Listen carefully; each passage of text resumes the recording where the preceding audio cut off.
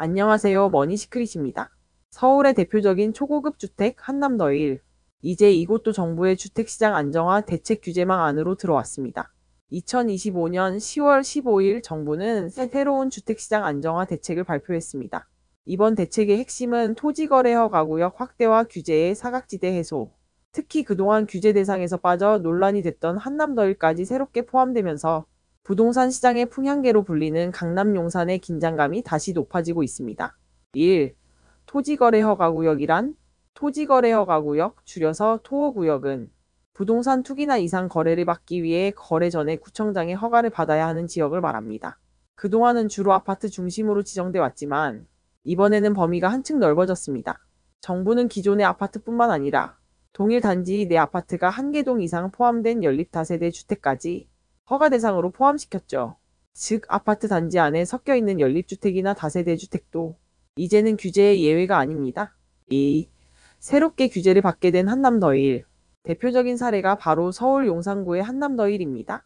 한남더일은 국내에서도 손꼽히는 초고가 주택단지로 연예인, 기업인, 정치인 등 대한민국 상위 0.1%가 거주하는 곳으로 유명하죠. 그런데 법적으로는 32개 동 중 11개 동이 4층 이하라 아파트가 아닌 연립주택으로 분류됐습니다. 이 때문에 지난 3월 용산이 토호구역으로 지정될 당시 한남더일 일부는 규제를 피해갔던 것입니다. 하지만 이번 대책으로 이 연립주택 11개 동 역시 토지거래허가구역에 포함되며 앞으로는 매매 전 구청장 허가를 받아야 하고 2년 실거주 의무도 부과됩니다. 3. 한남더일 집값 왜 논란이었나? 한남더일의 시세는 이미 상상을 초월합니다. 전용 243이 한 채가 175억 원에 거래되며 불과 1년 새 55억 원이 상승했습니다. 전용 59위 소형 평형도 36억 원, 38억 원으로 석 달 만에 신고가를 갈아치웠습니다. 이처럼 가격 상승세가 가파른데 규제는 피한다는 점에서 형평성 논란이 끊이지 않았던 것이죠. 국토부는 사실상 아파트 수준의 고급 단지임에도 대장상 연립으로 분류돼 규제 차익이 발생하는 것은 불합리하다며 이번 조치를 시정 조치라고 설명했습니다. 4. 규제 확대로 묶인 다른 고급 단지들. 한남더일만의 이야기는 아닙니다. 이번 규제 확대에는 서울 주요 고가 단지들이 대거 포함됐습니다. 성동구 금호동사가 서울숲푸르지오, 광진구 광장동 광장힐스테이트, 동작구 흑석동 아크로리버아임, 은평구 녹번동 레미안 베라힐즈 등입니다.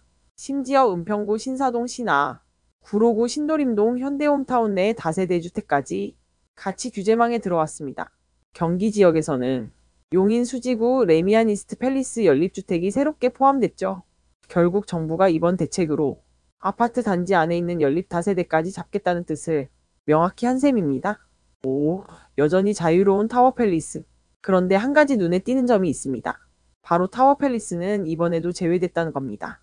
강남구 도곡동의 상징 타워팰리스 13차는 아파트 2,585가구와 오피스텔 480실로 구성되어 있는데요. 문제는 이 오피스텔이 연립이나 다세대가 아닌 업무용 시설로 분류되어 이번 규제 확대의 영향을 받지 않습니다. 실제로 전용 187이 오피스텔이 8개월 만에 7억 원 오를 정도로 가격 상승세가 가파르지만 법적으로는 규제를 피한 셈입니다. 이 때문에 일부에서는 형평성 논란이 여전하다는 지적도 나오고 있습니다. 정책의 의도와 향후 전망.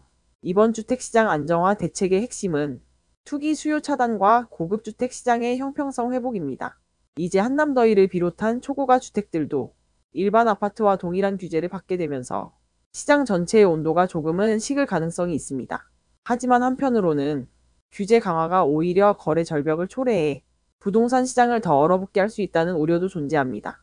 결국 이번 대책은 부의 상징을 넘어 한국 부동산의 불평등 구조를 손보는 첫걸음으로 평가받고 있습니다.